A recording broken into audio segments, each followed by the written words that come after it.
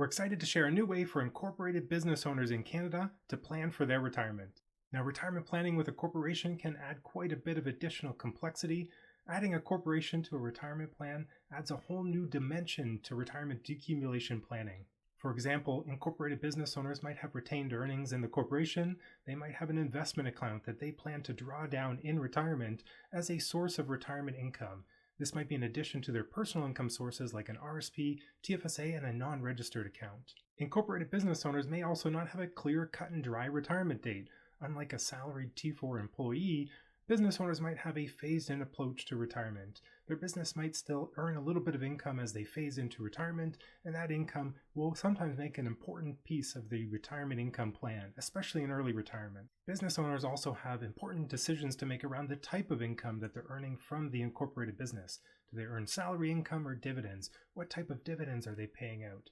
This decision can have a big impact on the retirement plan, and there might be different decisions in the accumulation phase versus the decumulation phase in retirement. Now, Adviice's new corporate module provides small business owners in Canada a new way to plan for their retirement.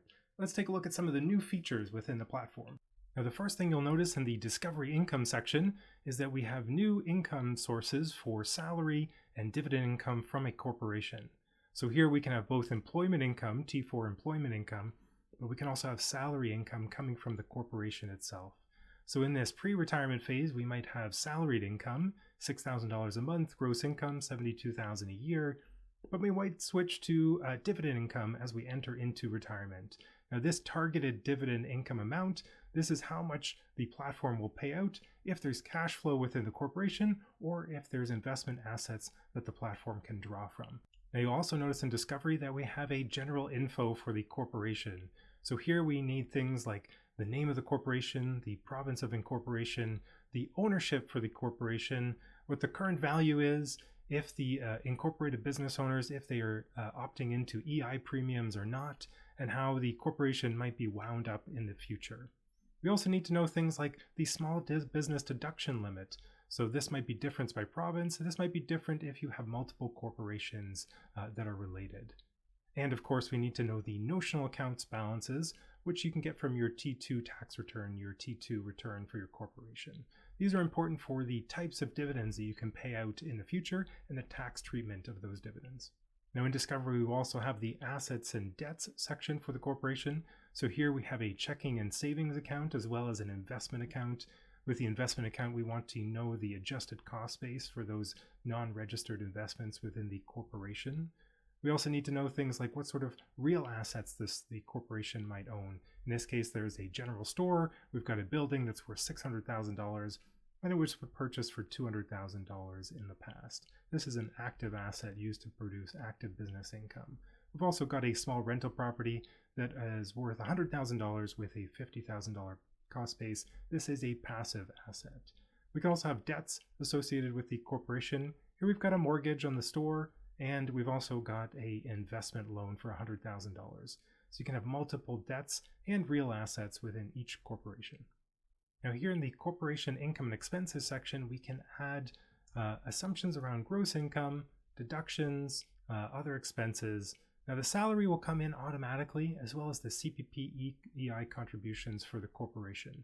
So this salary will come in from the salary information we add in the Discovery Income section.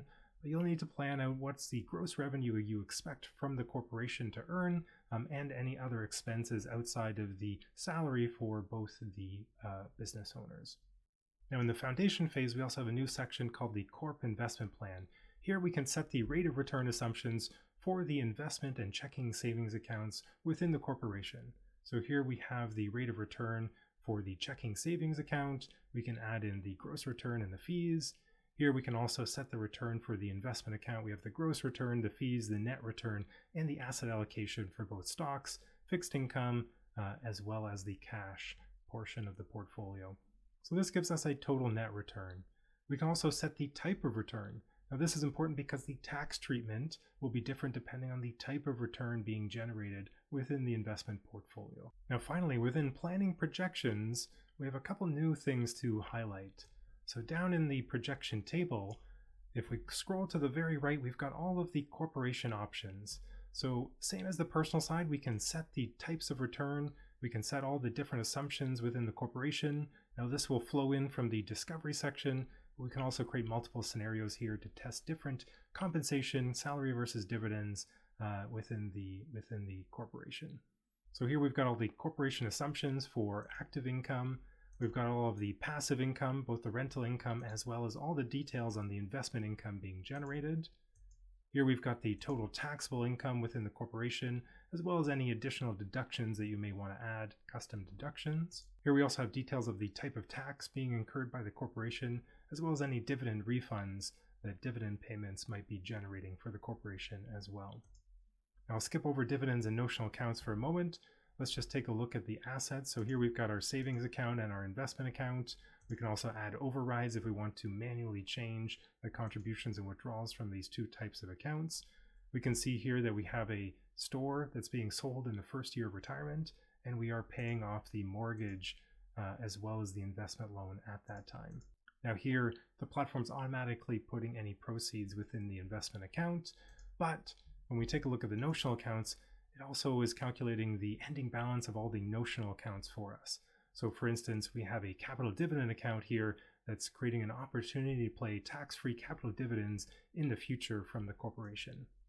Now the dividend module will actually take the target amount that we want to pay out, and it will prioritize capital dividends, then eligible dividends, then non-eligible dividends. So we have a target dividend amount, and after the store is sold, we have a large CDA balance that can be paid out with capital dividends tax-free for the business owners.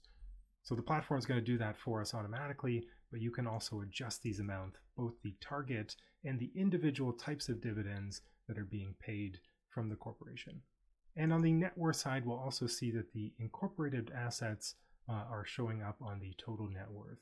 So here we've got the real asset, the corporation, which then sells the store, so the real assets go down, but we can see our non-registered assets go up at that time.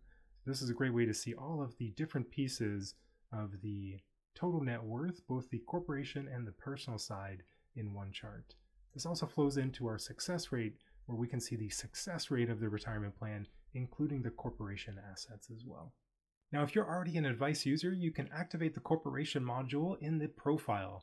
So if we go to profile here, we go down to this section, we want to make sure that incorporated business is selected, and then we just want to indicate how many corporations. Now the platform will model a holdco and an opco together. So if we have an holdco and opco combination, we're just going to have one total incorporated business that we're modeling out. Now, if you're not currently an Adviice user, you can go to adviice.ca. So that's Adviice with 2 I's. Go adviice.ca and you can sign up for an account. Now we have additional functionality for the corporate module coming out over the next few weeks, but we're very excited about helping small business owners, incorporated small business owners in Canada, plan for their retirement. Thanks for watching.